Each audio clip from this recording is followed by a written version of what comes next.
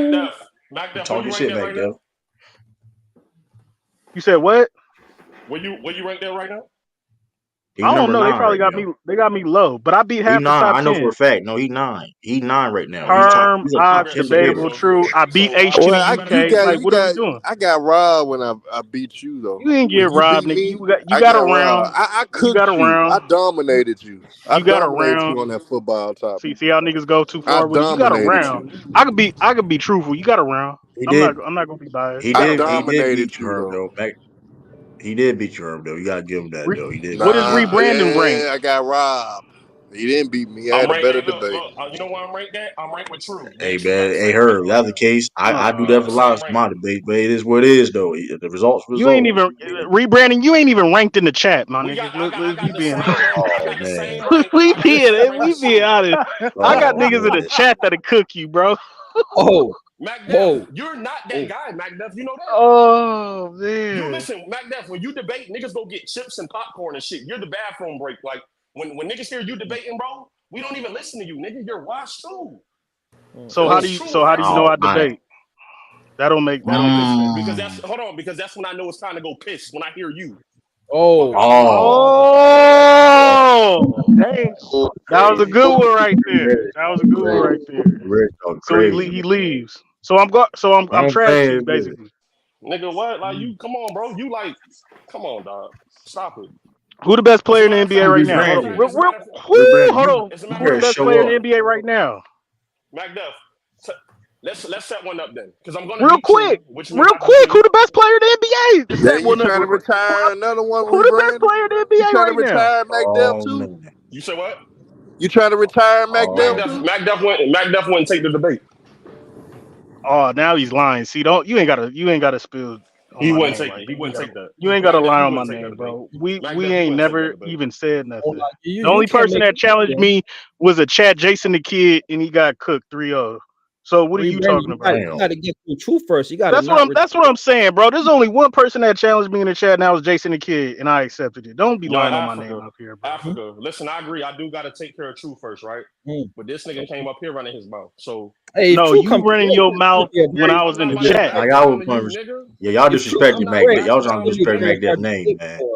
Brandon, man, that's gonna be All I said is, I think all I said man is got Jokic. If you rebranded, if you not went around with Jokic, it's crazy. So I can cook his ass. That's all I'm waiting on. My topic with Young Africa. Listen, I'm gonna be real with you though. I'm gonna be real with you, Brandon. Herm, I don't know. They said you got beat by Brandon today. I don't know, Herm. You might need to take you might need to take a stand and 8 count. I don't know. You lost to Kobe today? That was wow. No, I didn't. I was at work just reading the comment section. Brandon lied for an hour. Oh no, Young Africa was clowning you in the chat. He was like, "Herm getting cooked by Brandon." Young Africa just a natural hater anyway, because that's that my wasn't son. just me though. The chat was talking, man. Hey, yeah, they said Herm was lying. They said Herm getting cooked. They was like, Brandon, that's fact. They was like, Brandon that's facts, Brandon. Bro. It was bad. I ain't gonna lie. But my debate against you. Herm got smoked. See, big dog. Herm, this is just a bad day at the office. I'm finna tell the truth. I pissed off. Bad day at the office today, man. I pissed off the whole channel today, man. True. Yeah, it's just a bad day at the office, bro. Oh, that video early on too with the performance enhancing performance enhancing society, Herm. Come on, bro. You can't be pushing these murders, man. You better than this, Herm. Come on, Herm. I do know. Wait, is Herm in the Matrix? Yeah. All I know is though, man. They trying to change the narrative. But hey, you better pack your lunch, man. You better 24 pack your lunch, man. Oh, this gonna be a great one, man. A lot of hey, listen, but listen though, man. They call me washed though, but this may be one of the biggest debates in FYF history though. Ain't that crazy, right? To a guy they ain't never debate before, and God is line that shit up after this though. That low key is true. Hey, I'm gonna be real with you though, Mac. You ain't on nobody's radar, bro. Hey, I'm gonna be real with you though. No disrespect, with all due respect.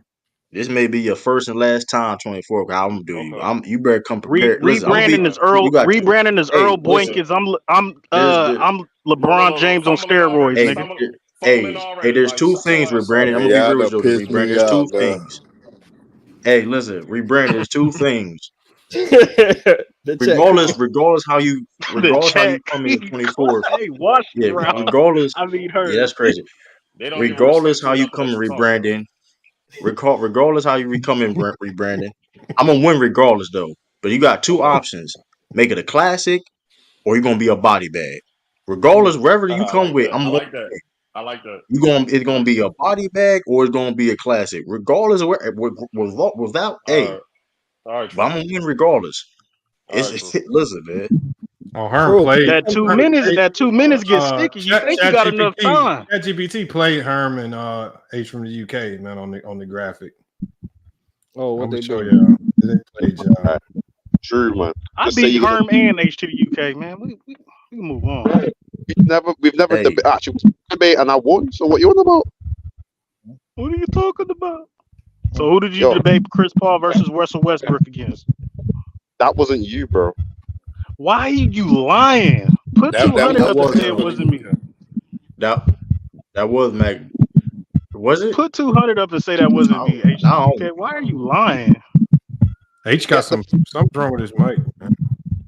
Yeah, that something shit got wrong a with lot of You feedback. doing all that capping over them fish and Might not be chips? him. Yeah, mate, you lost to Mac Def. But Mac Dev, I cooked the shit out of you in that Joe Montana. You're the only one that remember that debate. I don't remember that debate. In that Emmitt Smith 9 top 10 shit. I I think cooked Mac you. Dev. I cooked you. Oh, that's Okay. a crazy Holy poster, shit. man.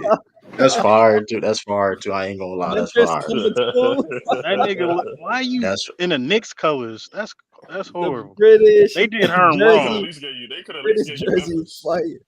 What? that's fire though. That is That's a fire. Nah, crazy. that's fire. That is fire What? though. I fuck with that. Hey, do my one with her, man. Hey, we need to do that, man. Your Do shit my gonna one be in with the her. Safari. That's a I'm about crazy. to clock in back from my break, man. Y'all got me cooking rebranding on here on the stream. I gotta clock in for Who you back on debating, break, man. Africa? That's I'm crazy. gonna be debating her. Eventually. Mac Duff, just don't dunk that shit out Hey, my you face, want to bro. debate That's all I tomorrow? ask, We bro. can debate tomorrow. We could do it tomorrow if you want, man. Yeah, we could do it tomorrow. We get our topic. We just do our little quick ass research or that we gotta do and get to it. Oh yeah, we could do that.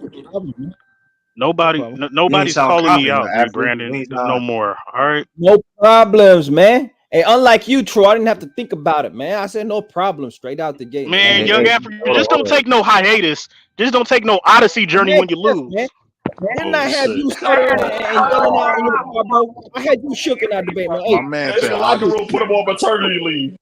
look. Hey, Mac, hey, see, hey, true. People get victories and people win, right? I changed careers, Right. man. I turned sturdy into a man that was stuttering and fumbling, man. Mac Def was yelling out his car, almost got pulled over while we was debating, man. I changed. They had you on the road. Oh, that was funny as Mac hell. Def, Yo, that was that was crazy. from the Lamont, Mac Def had you on the road. Lamont, That's don't why he juice did that that. up like that, Lamont. Don't be pouring gasoline on One of the that. great moments in fight. He One of did the have great it. Lamont, hey moments. Lamont, I'll challenge you, bro. You doing a whole lot of capping on the end, bro. Oh, I gotta was find that talking, video clip, man. yeah, Where's you that gotta clip? find that. You should have muted your mic though. You should have muted your mic though, Mac Def. That was funny You as put in the shit. video because That made it worse. I ain't gonna- You That know made it it was worse fat. though. So you know when you realize you here's the just thing though, lost, Africa. you realize that you just messed up. Oh, where was that debate at, man? That young, was young, crazy. nah, young Africa. I ain't gonna lie. Young Africa, Michael Jordan in his prime. He retired. That's all. That's all he do is just Oh, retire. where's that video Actually, at, man? I He gotta leave and find then he that. try to come back. look at that video, man. You got that video on your channel. You clipped it as a video. You uploaded it, You and clipped it on that the was middle one of of the the greater channel. moments, man. Mac Def Hold on, just you the said I moment clipped you it as a realize, video? yeah, you Yeah. You made a Hey, video. first of all, first of all, we not. First of all, Oh, that was funny. one of the greater moments. Wait, hold There's on. Mac, Africa, your who mic did you messing cook? up. Africa, when you came back from your hiatus, who did you cook? I cooked true. That's what I cooked. You didn't cook me. Okay. That was That was I a don't know what bounce that back was. cook. You That was a fry session. I'm gonna be real with you though, man. You was such. I be listen though, man. Oh, We gonna yeah, you rematch got you now, but don't worry about that. We gonna You gotta rematch work your soon. way Don't up. worry Yeah, about once that you get though. to the top, yeah, you gotta work your way up. We gonna listen. Work my Because way after up. I Listen, back up Herm, listen.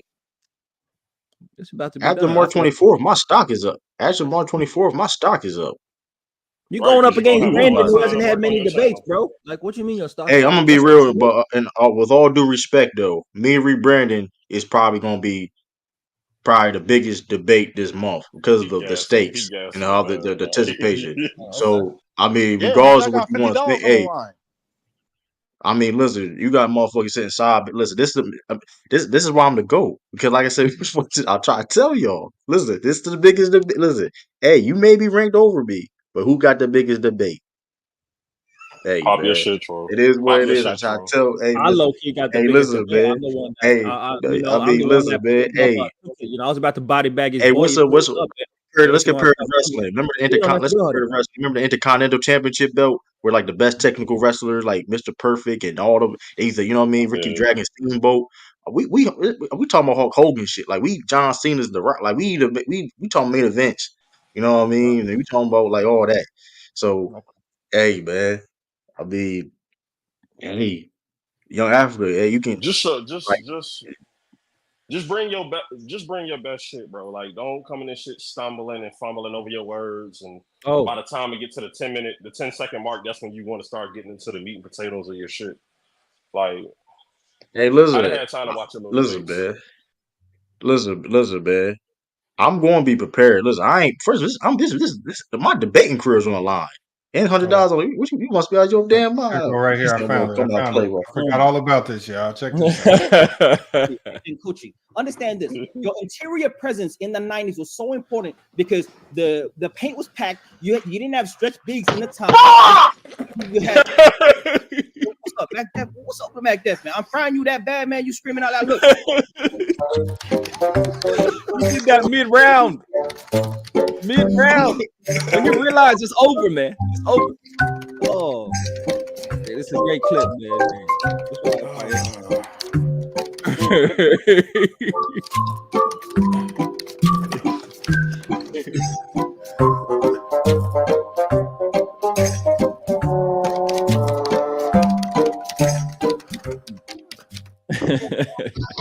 Oh man, I forgot about this. The second crash in a week for ABQ Ride on the city bus driver was tossed to his windshield during a crash on 6th Avenue. Active News was the first to show you video from inside that bus. Florida Megastore ABQ Ride today, who says there are lessons to be learned.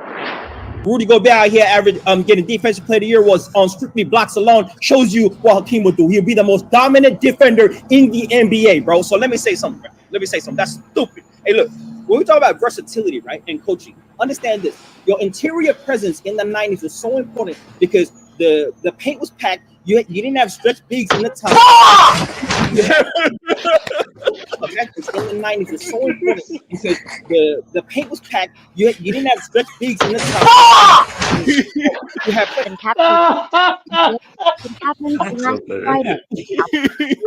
This silver truck ran a red light on Central Avenue, striking the bus, which was heading south on Unser. Crash, it was unavoidable. If you take a look at the video, there's nothing he could have done to prevent that crash. Officials say, surprisingly, neither of the drivers were seriously injured. Albuquerque police did not ticket the truck driver. Investigators believe neither alcohol nor drugs were factors in this crash.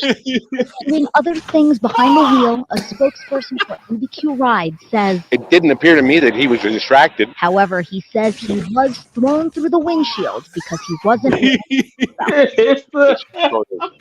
Discipline for that. But aside from this crash, He is an outstanding driver and outstanding employee. city officials say this video will now be shown to all their bus drivers. There's a reminder that you should wear your seatbelt at all times. And I'm He had his seatbelt on, nigga. He did have his seatbelt on. That's true. Oh, the shorty hit the shit. You saw the shorty hit the shit though. Oh man, that's what happened. That's what happened, Mac Def. Now I forgot all about that, man. Man, I forgot about that. Yo, that was elite hilarious. editing, man. That's great, man. Yeah, the Mac Def had you on the roast though, Young Africa. That's why Mac Def did that. He has you on the roast. I tried to warn him. He actually had his best round ever. Mac Def, is Mac Def still here? Or did he leave, man? He left. No, he had to go back. He had to go back to work. He had to go back. He got to tell us what happened, man. Why did he scream, man? That's just realization, man. Mac Def had him on the roast, man. He Mac Def on came that out 1 yard line. No, he had a good round. No, he had a good round. No, Lamar, he screamed because he threw that dumbass challenge. Remember? Yeah, that challenge. He was like, "Are you sure you want a challenge?" He was like, "Yeah." Tried to warn him. That made it worse. And I was holding my clips anyway for round 2 and 3. But hey, man, that's what happened, man. Hey, I was frying him. He realized halfway through the round, damn, man, I done lost this one too. It's done. It's done. Hey, man, that's what I do. Yeah, True. Mac Dev be finding ways to chat about himself. Like, Hey, Lamar, I ain't gonna lie though, Mac Dev, no bullshit. If Mac, I'm gonna be real with you though. If Mac Dev wasn't cherry bombing himself, he probably be top 5 right now. I ain't gonna no bullshit. Like Mac Dev probably be like number 1. I ain't gonna hold you though, cause he be like he be cherry bombing himself. Like, Man, he does it, bro. He does it in every debate, bro. Mac Dev got him is one round. That's all he got in him is one good round. That's all we can't do that. Listen. We be sleeping on Mac Duff though, baby. We be sleeping for a reason, bro. You know basketball. He just comes to weird conclusion with the information. Like he knows the information. He just comes with the conclusion. Is a bit weird. But Herm, that's just. I don't know. I don't have a case how Steph Curry can be the GOAT, bro. I mean, I'm ready. All we got to do is get another. That's just a warning, Herm. I got a tape. I got a highlight reel of knockouts, Herm. I don't know if well, Herm beat the most top 10 motherfuckers. So what you talking about? I got the most real knockouts, nigga. I beat a undefeated 30, man. That's the greatest victory in FYF Sports. I ain't good either. Well, hey, my main events don't say I ain't good. All the headline debates I had to say they ain't got me. Hey, and Lamar, how's 30 still number 1, man? This man don't even stay active. Don't do nothing. It's Chat GPT. I don't have anything to do with the rankings, man. Yeah, I man. remove myself. You have a good. You on the top row on StreamYard. I try to be active, man. Like I try to be active. You only got like 6 debates on here. I done bodied everybody. Oh, now this is hard. Y'all's is hard. I ain't gonna lie. This is hard right here. I beat you, True. I beat Sturdy. I'm gonna beat Herm. I beat Mac. Oh, this is hard. I beat SB. I beat everybody. Oh, they did y'all right. You didn't beat Locker Room. You didn't beat it. Nah, that was just a Kobe debate versus LeBron. I beat him on the substance. Those are 2 bad L's too, by the way. Those beat him on the substance. What do you mean 2 bad L's? I beat Ticket too. All my losses are victories too, really. Like I mean, you do realize I really do realize I lost in the boat. All my losses are victories. I can say that. Hey, I just say the same thing with me. Sturdy can probably say the same thing with some of his debates. We can all say the same thing. Sturdy straight up lost. We can't use that. We can't use that now. Like I mean, loss or loss though. I mean, it wasn't bullshit. It was a bullshit. I'm not disagreeing with that. Jester, SB. Hey, Africa, I voted for you in both ones, bro. I tried my best, man. Exactly. So in your point of view, I won. So it's all good. No, I said my vote. I ain't say you won. That don't mean you won. I just gave you my vote. In your point of view, I said in your point of view, I won, but that's okay. That's okay. No, in my point of view, you got my vote. It is what it is. The votes are the votes, bro. Well, yeah. Hey, man. That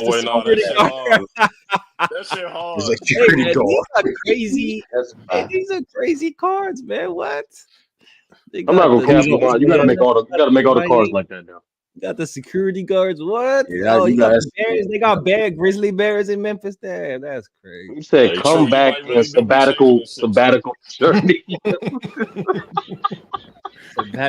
really over here breaking ground. That's why the algorithm don't like me, man. Hey, this wouldn't happen. See, when we get flyers, if it wasn't for me. Come on, see, listen. You know what, man? Come on, man. You innovated the flyers too. That's you. I didn't know that. Okay, that's hey, Africa. Just get ready for the ass whooping tomorrow, boy. Hey, Herm, why they got you in the security guard outfit, man? I don't know why they got me in the suit, man. I don't understand that, man. You a mall cop? There's no business. You about the business. Yo, you probably. No, but I just know. I just know around with that big baton. I just know you looking like a fake ass Black Panther over there. Man, look, man. Hey, I know I'm gonna cook your ass tomorrow, man. I'm just ready to smoke you, bro. Line up the topic, Lamar. Give us a topic. I just go wish you the best after the ass whooping you get. SB on the. No, Lamar, give him a topic. They need a topic. All right, hold on. Hey, True. One thing we can't talk all this shit and then give a weak ass debate though, True. So No, I'm not. bring Listen, I'm gonna come. the shit for us. Listen. I'm gonna be prepared, man. Like I'm Herm, not. do you want to debate tomorrow, or you want to debate on the card with Brandon and True? I mean, you know, I got H for the UK on that same card with True. Oh, you're doing that? Okay, no problem. We can do it tomorrow then. No problem. So tomorrow, let's get them something to talk about tomorrow. Come on, H. We can do that. No problem. H. We can do that. UK versus Herm on the same card. Lamont go live tomorrow. March 24th. March 24th. Y'all trying to debate on March 24th? Let us know, man. We can set up. Listen, this could be the biggest card in FYF history. If you want to want to be part of history, who you want to see though? Who you want to see go at it though? Jason the Kid been talking crazy, bro. He needs to get his weight up, man. He can be on the undercard. You know, like the prelims. He can be in the prelims. Don't do prelims is crazy. Like, I don't know. Casual. I want to see the casual. You got prelims though. Right, but you know, casual. Yeah, I'm just waiting on Lamont to make a tournament, man. Like you got to eventually make a tournament and crown a true champion of this, man. This is getting a bit ridiculous, man. Sturdy just straight sitting on. Oh yeah, SB. Oh yeah, hold on. SB. If y'all, me and SB, we got the best debate in FYF history. Sturdy got more losses than me somehow. Still number one, man. Like, that's the debate. Y'all go down. Me and SB. That's because I've been more active after. You know what I'm saying? Like you ain't even been that active. I ain't even seen you debate for a couple months. Niggas duck. That's what I'm saying. Africa, they took your card. Like they just vanished. Like you trying to set a debate and then they just exactly. They don't show up. I don't know, bro. Hey, Sturdy though. I don't be real with you though. If you want, I mean, Jason Kidd been doing a lot of talking. Make an example. Make an example of why you is who you is, Sturdy. I don't. Cause people is questioning you. I don't. Just you'll be. Nah, True. You and him been going back and forth for months, bro. Like y'all need to handle that. No, this is our debate. I told Jason Kidd this. I debate him, and he don't even got to win. If he has one good round that I respect, all right, he did good in that round. I debate him, but it's really it's no need to, like I'm gonna be like I can choke all 3 rounds and still beat Jason the Kid. Look at SB Sturdy. SB saying you've been ducking. Sturdy. Africa. If I post these screenshots, SB a veteran of FYF Sports. I'm surprised y'all ain't debated. What's up? If I post these screenshots of me saying, "Hey SB, here's the topic. Hey SB, you pick the topic. Hey SB, let's try to." Every time, bro. Like it's what it is, bro. It is what it is. Hold on. I ain't going nowhere. You got the DM. I ain't going nowhere. Like to this day.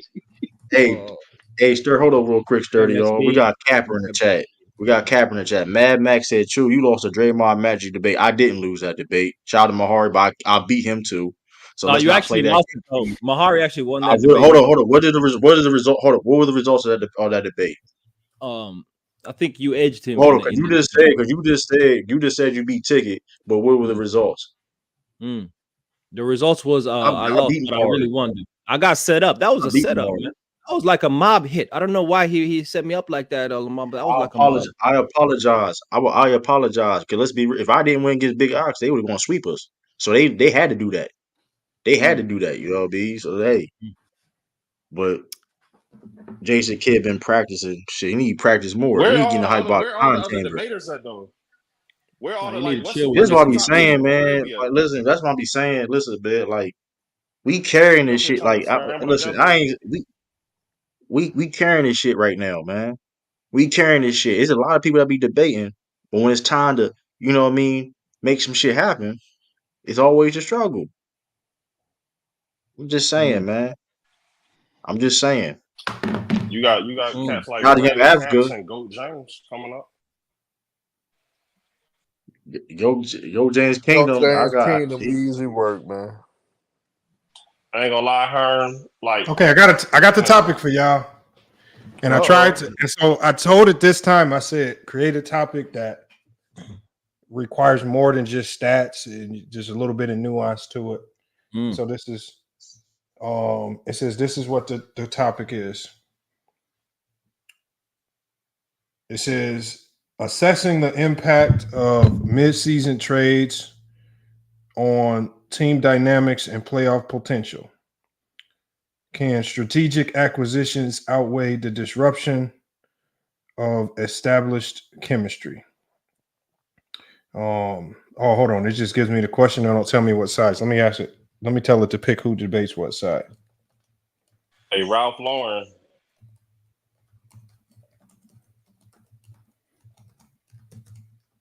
Yo, this man. SB saying that Sturdy been dunking since the 90s era of FYF. I think that was when the 90s era FYF was when True was the only dominant run. I think that was why he don't come up? When he was debating Go Mike, when he was debating Go Mike, yeah, Go Mike when he was debating. That's what I'm saying, bro. Like, Brandon, like Lamar been active and streaming. Come on. Lamar been active and streaming. Like me and SB shared multiple discords together.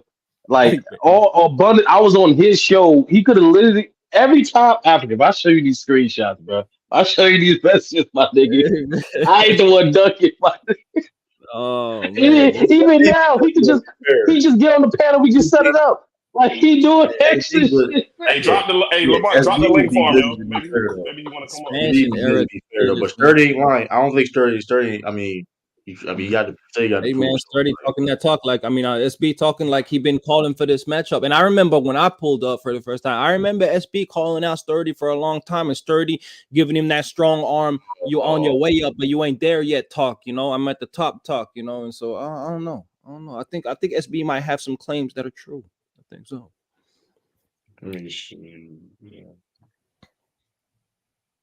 Y'all can't stop saying talk about when I was number one. When I was number one again last year. So y'all can't really debaters, man. Okay, with that being said, though, what last year you was in that era, correct? And I was number one. Mm-hmm. So, hey man, we remember. I remember when Lamar gave you that, number one out of courtesy, respect, man, for that 1 week, man. That was a fraudulent number. I wouldn't no respect. I put the work in because you got. Okay, so here it is right here. So it says, all right. So for the debate. It didn't even give me names. What the heck? So Young Africa, this is you and Herm? Yeah. All right. They got debater one is Young Africa. All right, cool. All right, so debater one, Young Africa, argues in favor of the impact of midseason trades. They could present the viewpoint that acquiring new talent and adjusting team dynamics can be the key to propelling a team into championship condition. Use potential examples as case studies of how strategic trades are necessary, risked to complement star players like LeBron James, Luka Doncic, for example, to sustain competitiveness in light of injuries to key players. Debater two. Mid-season trades, though, right? Not just any. Yeah, mid-season. Debater two. He's going to do the con of these trade moves. Herm would take the opposite stance, asserting that the disruption of the team chemistry and the high cost of valuable draft picks can be detrimental to a team's success in the long run.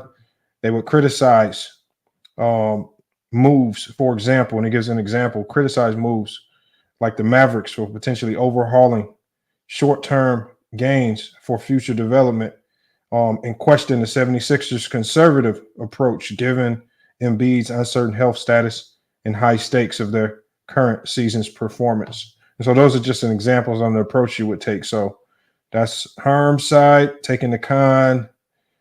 Africa side, you're pro trade mid-season. And that's the debate, man. All right, Herm, you hear that, Herm?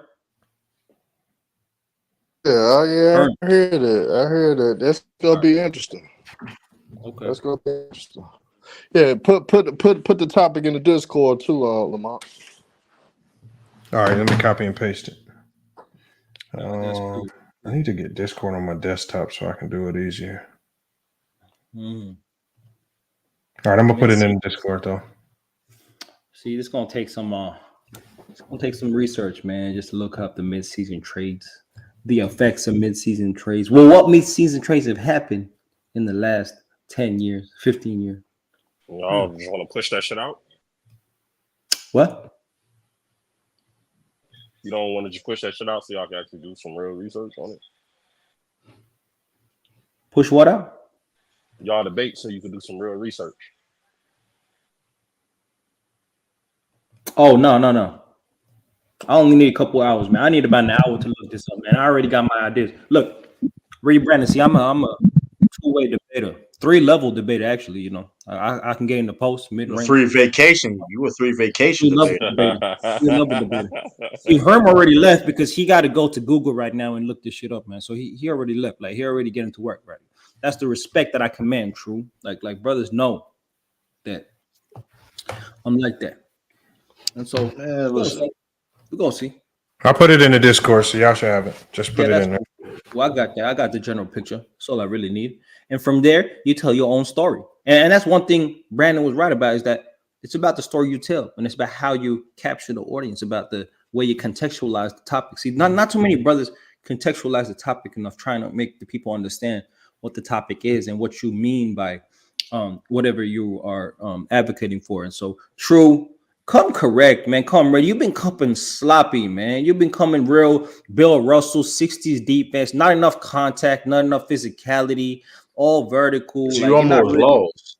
But you almost lost though when we debated. I gave you that, like almost lost. You wasn't. Listen, I was bad, but you wasn't. I was bad. I was bad, but you wasn't. You did not 3-0 me. I had the best round of the debate. No, you did not have the best round, man. Yes, I did. That's my second round was better than anything you had. Stop it, bro. And I took the unconventional route. I didn't even go to the stereotypical things you could talk about LeBron with. I actually went the other way and talked about the other aspects of his career. You should have. You should have. I mean, regardless, you still won. But I didn't even want to drop the ball on that. No, I wanted to drop the information. The ball on that.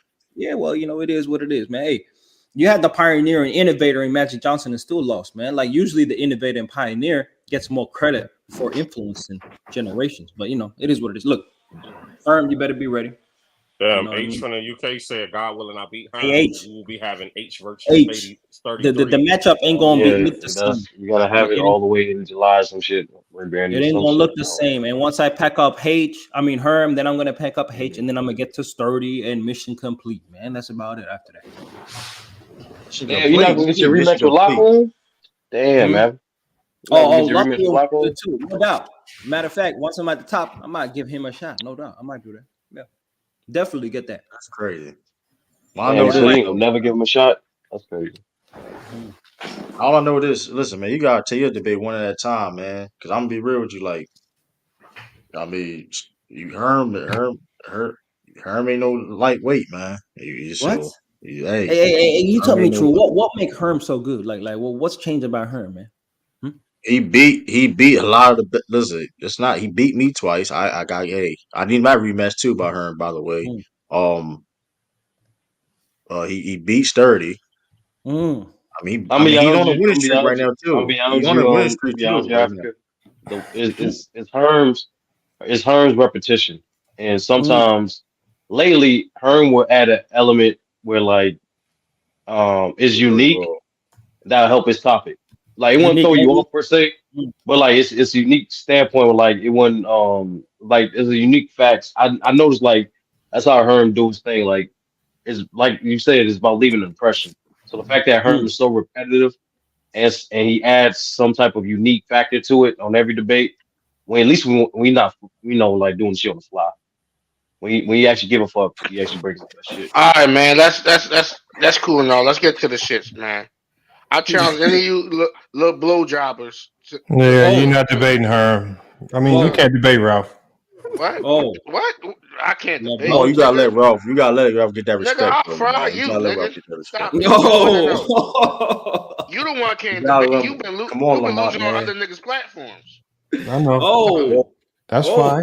I mean, but Ralph, who you gonna debate, Ralph? What you gonna debate? I'll debate any of these little blowjobbers, bro. Okay, but Ralph, the problem is you can't pick your topic. You got to debate a Chat GPT topic. No, every debate I want, I'll pick my topic. Bro. Yeah, we don't do that no more. Okay, we can pick a You gotta chat be At least GPT. do. versatile, It You bro. don't gotta do a matter. chat. You gotta Be hold versatile, on, bro. It Ralph. You don't gotta do at matter least if we do a chat. you at least gotta do one chat I GPT said topic, we don't. Ralph. You gotta I at least said it do don't one. care. I Okay, will Ralph, do a chat who want to GPT. debate Ralph, man? Like, Oh yeah. Jason the Anyone? Kid. Have I'm Jason Hey, the Kid. now what about my brother Ishmael, man? Ishmael, you know the game, pretty man. sure, I ain't seen you Lamont. active. The Hey, last Ishmael. time I was on the card, niggas ain't pull up.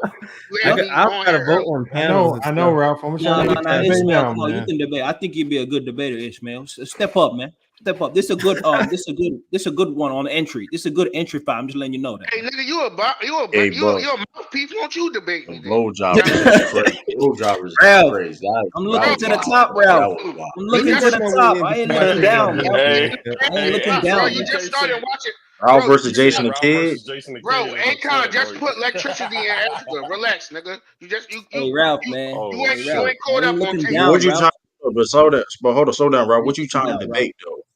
Anything ChatGPT throw out.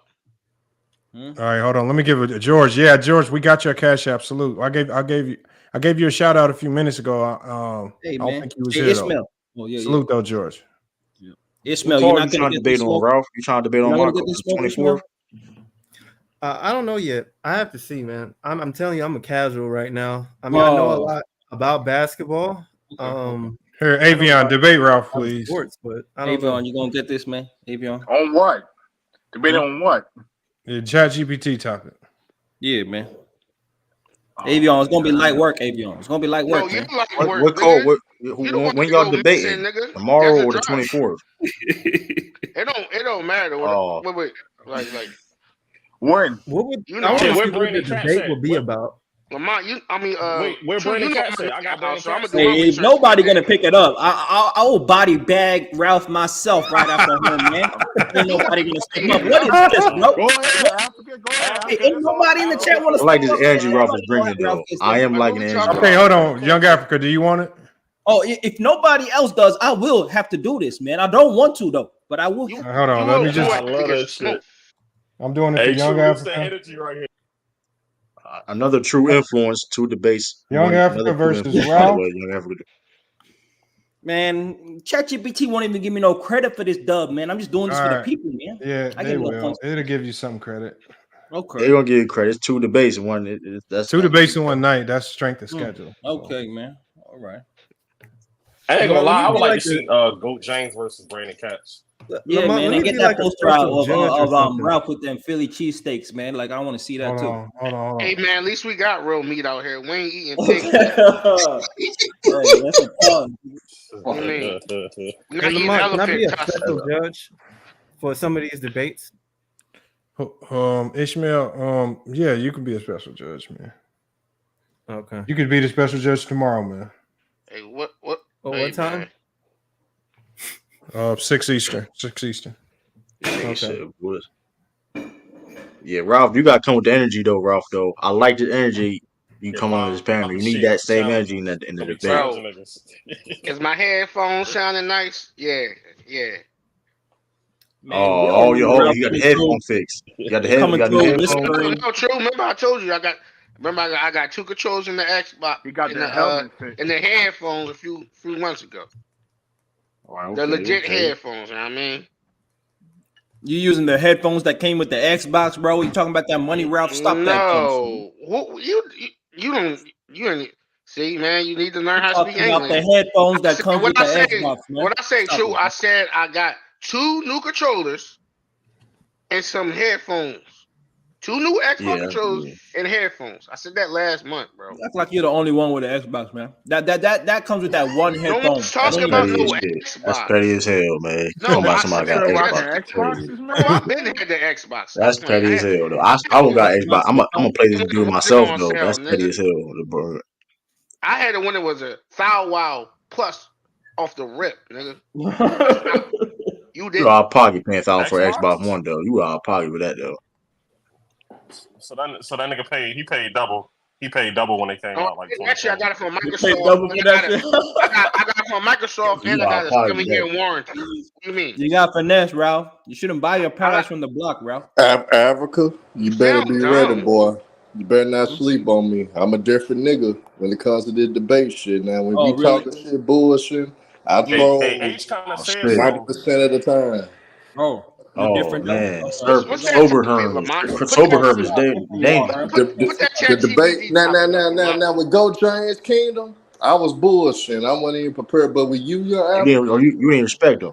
Oh, I'm gonna come prepared for your ass, boy. Of course, Herm ain't respected. We cooked him the day before, me and Herm. You lost to Gold James Kingdom, Herm. You lost to that. Nah, No, I dominated that nigga, man. Herm terminated him, bro.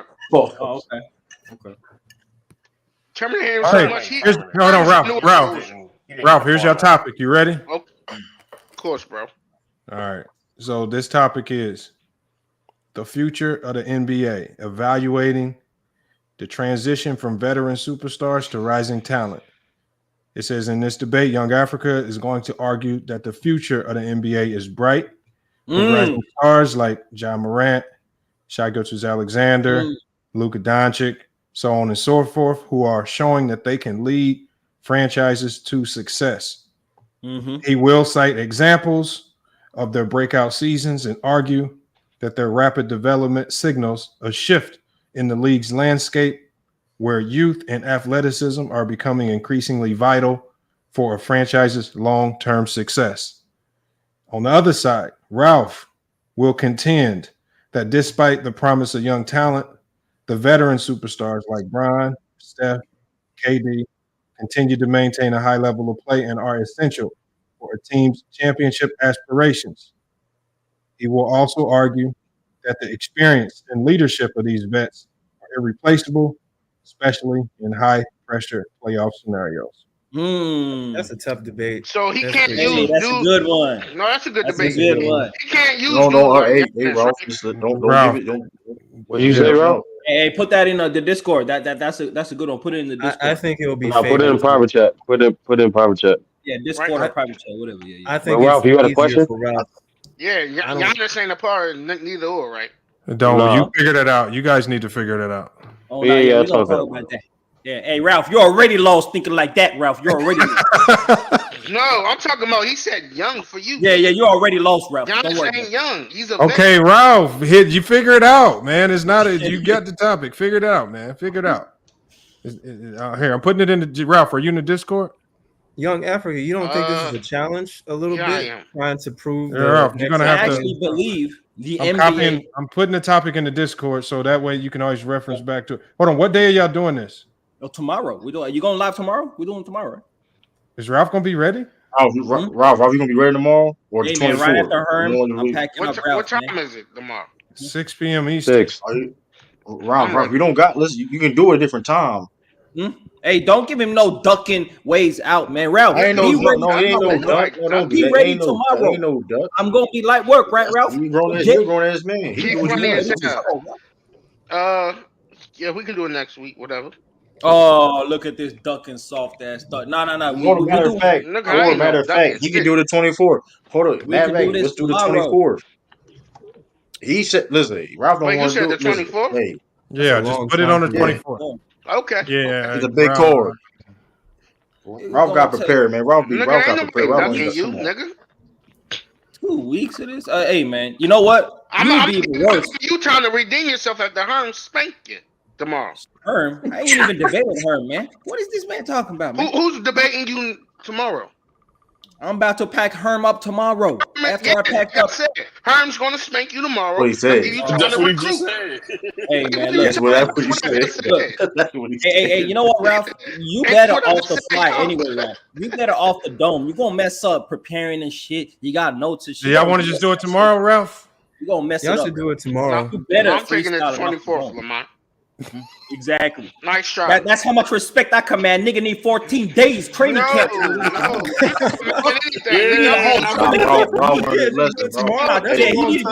didn't get in shape for this, man. Heal up. Nice try, nigga. He said you want training camp, man. I think you got the easier side, man. I'm about to wound you, boy. I'm telling you this right now, though, man. If Ralph beat Young Africa, it would be great. All right, man. Ralph, I ain't gonna lie though. If Ralph beat Africa, hold on. What are the odds? If this was on, we need a real conversation there. Ralph would be like plus 1,600 or something. Right.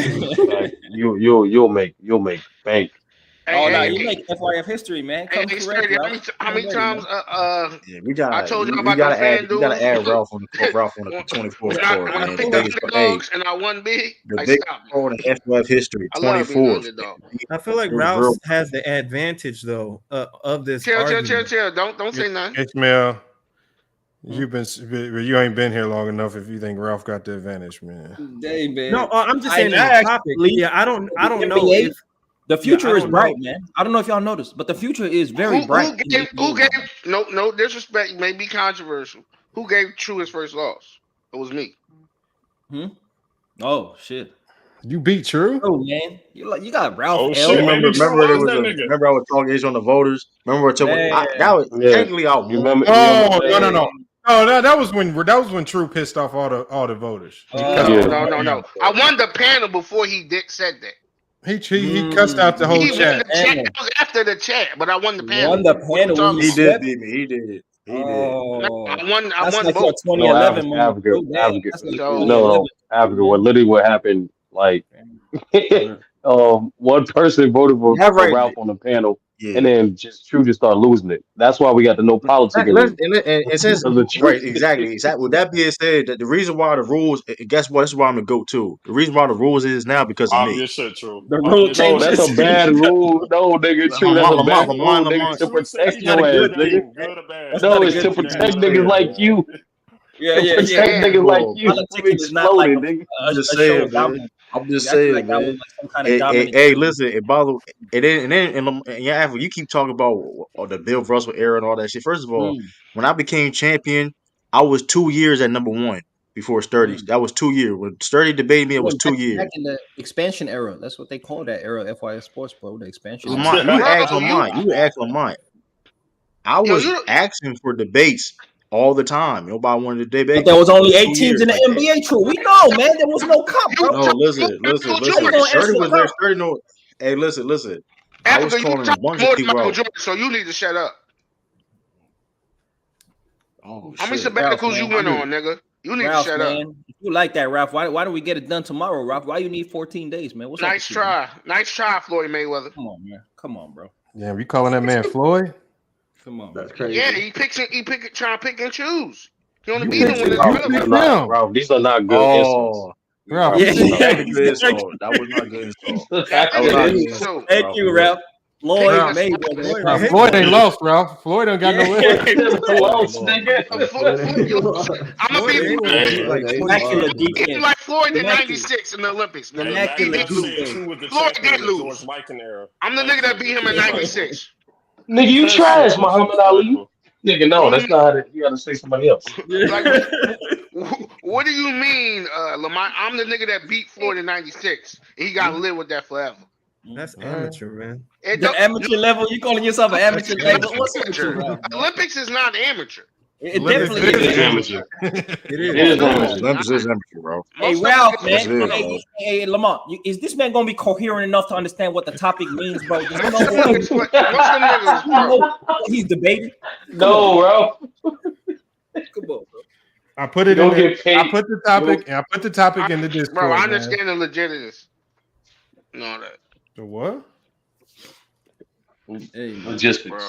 Oh, okay. This why, man. He got to go training camp, stay off the lean for 14 days. You know, get your mind right. You know, stop do what it, bro. You better eat your wheatgrass and take your vitamins like Hulk Hogan, bro. Yeah, okay, man. Hey, just come ready, man. Come ready, man. Like I said, put electricity over there, so you got. Like 30, 40 years of tape to catch up. We good. We good. Don't worry about that. We good. We good over here, man. But so you headlining March 24, True? You headlining March 24, huh? You want to rebrand? Yeah, I'm headlining. Yeah, headlining. Okay. This is my headlining, man. It's me. Hey. Okay. And you the undercard. Last one, y'all. You the undercard. And niggas ain't show up. I always show up. One, y'all. Okay. That's the last one. Hey, Brent. Hey, my last one is. Hey, the beat you is you gonna show up versus me? That's the question. Hey, Ralph. Do you want to transition you and Africa's debate into a retirement debate too? Well, for both of us. Okay. Now, you know what it means, right? If the loser has to permanently retire, man. Like the loser got a jump. Yeah, over here. Okay. Okay. That ain't really putting that at stake for Ralph, because Ralph don't really debate like that anyway. No, that's one sided. He coming out of retirement. How you gonna come out of retirement and have a retirement match, bro? No, that'll be it. I'm not gonna lie, Lamont. If the slim, if the possibility happened, that'll be the craziest card ever, bro. I'm not gonna What do you mean, Lamont? I've been on your card and dudes ain't show up. That's not my fault that I showed up. They didn't. When was the last time you had? That is a fact. That is a fact. When's the last time? No, that's a fact. That's a fact. Oh, Ralph ain't debated in like a year or two. Because he was remember that card. He was a poser. Remember that card? Everybody just fell out. Ralph was on that card, Ralph. Lamont. All right. Now he acting like he don't remember, dog. Go ahead. Dev on the chat. He bet on Africa and lose, Lamont. You need to bet on Team USA over here. To challenge Ralph, man. Dev, man. How is Dev still in the rankings, bro? This guy comes once every 3 months. We bringing the energy, man. What's going on? Bringing the energy. Hey, listen, I'm rebranded. What I told on Team USA. What I told you, rebranded. You'll be surprised. What I told you. Hey, listen, you gotta respect it. I'm the energy, man. You know what I mean? All right, this is what it is, man. This one down, y'all. I'm about to shut it down. Well, what time? You going live the same time tomorrow? Yeah. Well, hey, salute. We'll go live probably five. Maybe a bit later would be better. Oh, true. You about to go live too, right? You kind of went live. I'm doing a post game recap. So you going live? Yeah, I'll do it. Yeah, I'm doing. I go live right now. Yeah. Matter of fact, I'll go live. Lamont being the Celtics beating the Suns. Lamont, y'all watching the Suns game? If you can't go live a bit later than you did today. Yeah, I am. That's why I said 6 Eastern. Okay. I don't know what that means, but 6 hours from That's gonna be 3. That's gonna be 3 hours from ahead of when I started this one. Oh, okay. Yeah, that's better. Okay. But Lamont, one question real quick. Africa, is you gonna show up after Hearn beat you? Like, is you gonna take another 3 week, 4 week sabbatical? First off, I ain't gonna lose to Hearn. And first off, it was the end of the year, Ralph. You know, when you have a successful year and you want to celebrate at the end of the year, right? You go on a vacation. You travel. You went on 3 vacations. You see the brighter things in the world. And I'm blessed to be able to do that. So that's what I did. Made you go on vacations. 2 other dudes made you go on vacation. Like, it wasn't not the end of the year, bro. Stop it. That's cap. Jordan. What are we talking about? That's cap. But Ralph, hey, retire more times than Jordan. Hey, that's a nice one, Ralph. That's a nice one. I'm gonna give you that. But Ralph, just be ready, bro. Just be ready, man. You're gonna see what I do. Ralph, you got a hell of a topic, Ralph. I'm telling you, you're gonna have to do some research. You can't just that topic right there. You can't play around with. You're gonna get ran out the gym. Exactly. And that's why I like ChatGPT. Ain't no finessing, ain't no claims that can be made with no actual evidence, context, actual understanding, research. That's why I like ChatGPT. See, because you say player versus player, I can make up some things about handles, post game, this and that. But hey, you know what I'm gonna do now though? Because I just got a program. It's called a transcriber. So what I'm gonna start doing is I'm gonna start transcribing all of everybody's round live, and then I'm gonna let ChatGPT be the special judge. So I'm gonna give ChatGPT everything that they say. Change the game. That may change the game right there. Special judge is gonna start being checked. I got once I get this program fully going, I might be able to have it ready by tomorrow, but I got to see. But I got a transcriber that's gonna capture it. And what inputs you gonna put in for the criteria for how it's gonna judge? Like, I don't know. That's what we got to come up with. That's why I say it might not be ready because we might have to, as the judge, we got to tell it how to judge. Exactly. And the weight of his vote. Oh, that's great, man. That sounds great, though. I like that, though. So yeah, we about to put that in the whole. Something that ChatGPT gonna disappoint you in. That's crazy. It ain't let us down yet. I mean, my debates ain't even gonna go that far. It's gonna disappoint. My debates don't even go that far. We don't need that special judge, but hey, shout out to FYF, man. Shout out to True for putting FYF on his back for all these years, man, carrying it through the expansion era, being the first star and the first. True, you got your live link yet? Of FYF history. Yeah, I'm about posting that. Put in the private chat. But yeah, shout out to True for being the first marketable face of FYF Sports, man. The first marketable. Are you a mod? Are you a mod? History, man. True, if you a mod, just put it in the regular chat. There it is, right there. No, I ain't a mod. I'm on the StreamYard. I can connect my comments on a thing. I did that. I don't know if it worked though. I don't know. I don't know. I put in the private chat too.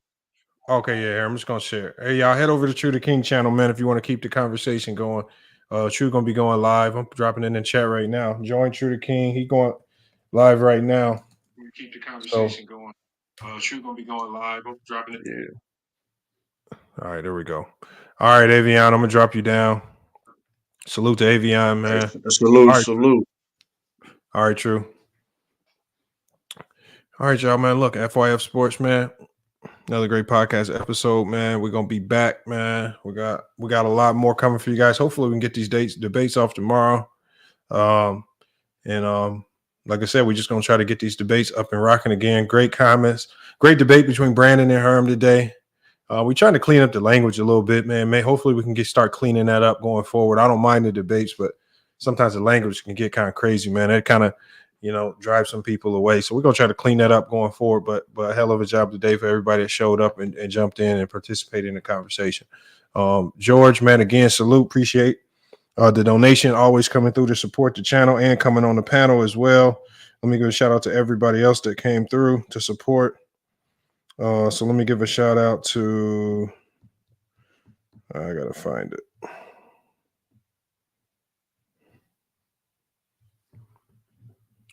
Okay, yeah, I got it right here. Let me give a shout out to Grindo24, George, Frank, Herm, H-Town Black coming through big time. Marlon, as usual, always coming through. And then some of the other people that have been supporting us, J-Mar, man, always coming through. They hate Eli, Hitman X, Step Guy, Tyson Thomas, and the original people, man. C-Dog as well, man. Again, appreciate you guys coming through, helping us sponsor the streams. Like I said, we're going to be transitioning, getting you guys over to True the King's channel. So if you want to keep the conversation rocking, head over to True the King TV. The link is in the chat if you want to stay live and keep it going. But hey, look, we're about to shut it down here. It's FYF Sports. Another great podcast episode. We're going to be back with more sports and news. Until then, it's FYF Sports, and we out.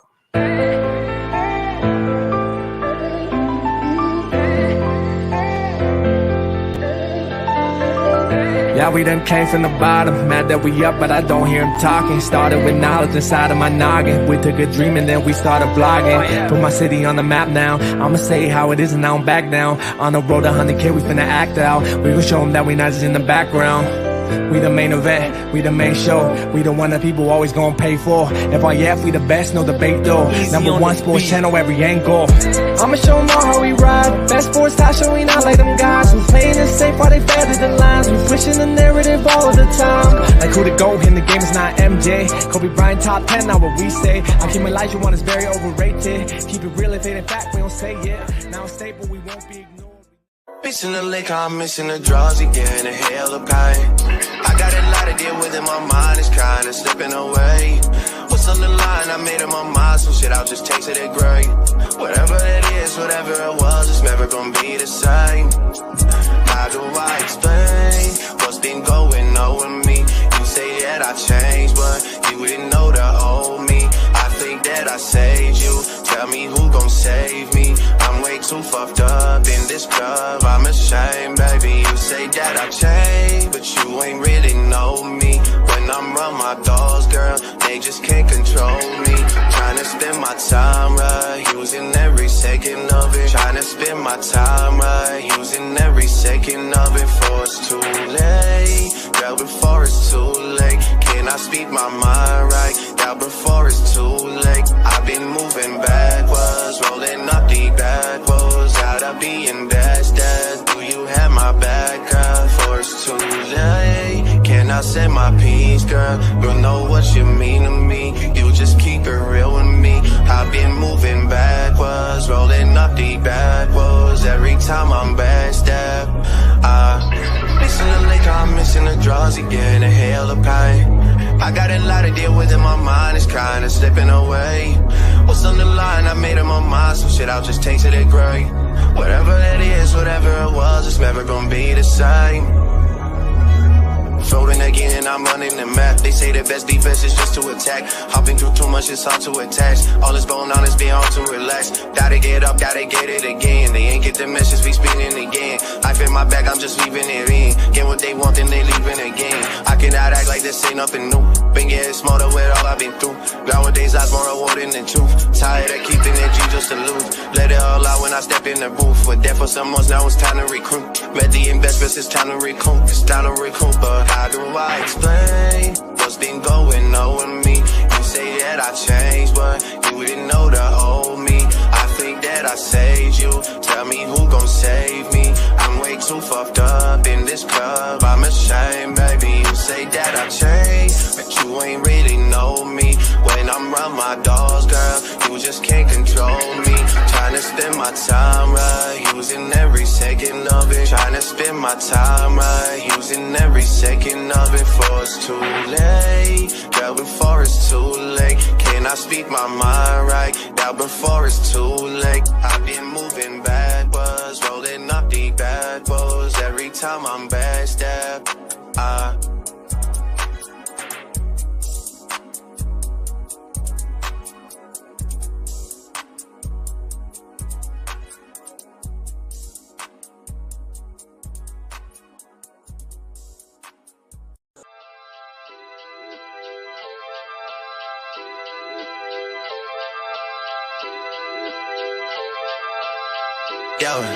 shawty, you know I gotta let it go sometimes.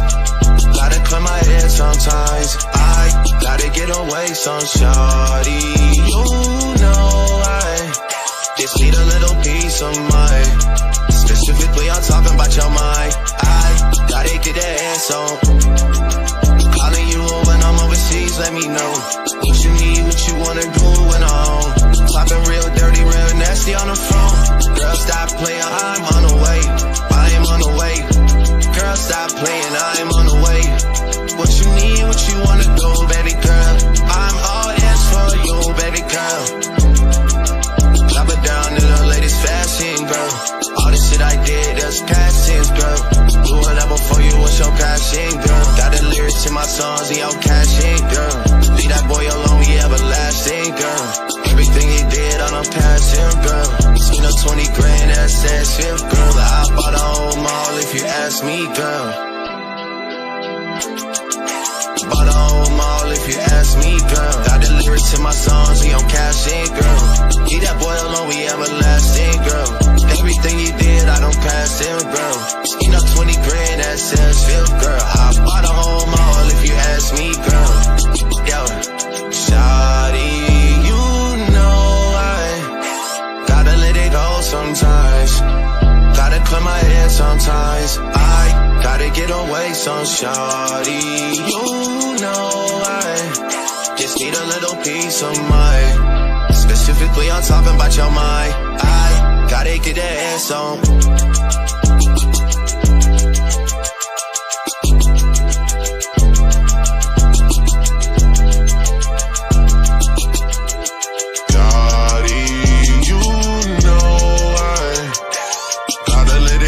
Sometimes, gotta clear my head sometimes. I gotta get away some shawty. You